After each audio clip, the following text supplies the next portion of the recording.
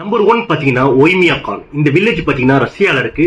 இங்க வந்து பாத்தீங்கன்னா -67°C அளவுக்கு டெம்பரேச்சர் போகும். இங்க உள்ள மக்கள் எப்படி உயிர் வாழ்றாங்கன்னு பாத்தீங்கன்னா, அங்க லோக்கல்லயே அந்த வில்லேஜ்லயே பாத்தீங்கன்னா ஹீட்டை ப்ரொடியூஸ் பண்ணக்கூடிய தெர்மல் பிளான்ட் இருக்கு. அதுல இருந்து வரக்கூடிய வெப்பத்தை வச்சுதான் இந்த மக்கள் உயிர் வாழ்றாங்க. நம்பர் 2 பாத்தீங்கன்னா வெர்கோயான்ஸ்க். இதுவுமே ரஷ்யால தான் இருக்கு.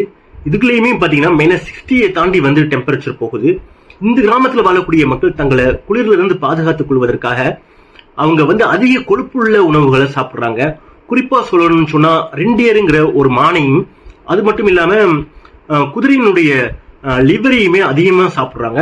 இதன் மூலியமா தங்களை அந்த குளிர்ல இருந்து பாதுகாத்துக்கிறாங்க. நம்பர் 3 பாத்தீங்கன்னா உட்கியாக்விக். இந்த இடம் வந்து பாத்தீங்கன்னா அலஸ்கால இருக்கு. இந்த கிராமத்திலயுமே பாத்தீங்கன்னா -60 தாண்டி டெம்பரேச்சர் போகுது.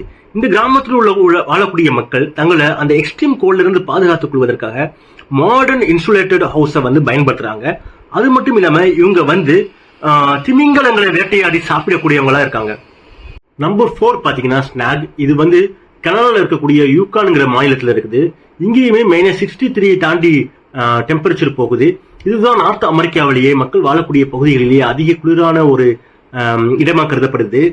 இங்க வந்து பாத்தீங்கன்னா மக்கள் தங்களோட அந்த எக்ஸ்ட்ரீம் கோல்ட்ல இருந்து பாதுகாத்துக் கொள்வதற்காக அதிக வெப்பத்தை உருவாக்கக்கூடிய விறகு அடுப்புகளை பயன்படுத்துறாங்க.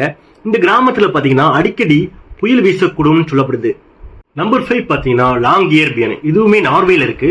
இது வந்து பாத்தீங்கன்னா -60 தாண்டி தான் இங்கேயுமே டெம்பரேச்சர் போகுது. இங்குள்ள மக்கள் பாத்தீங்கன்னா தங்களை அந்த எக்ஸ்ட்ரீம் கோல்ட்ல இருந்து பாதுகாத்துக் கொள்வதற்காக ஒரு வித்தியாசமான முறையில குச்சிகளை பயன்படுத்தி வீடுகளை அமைக்கிறாங்க. இதன் மூலியமா தங்களை அந்த எக்ஸ்ட்ரீம் கோல்ட்ல இருந்து பாதுகாத்துக்கிறாங்க.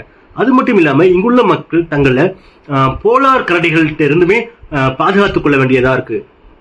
நம்பர் 6 பாத்தீங்கன்னா இக்வாலிட். இதுவுமே கனடால இருக்கு.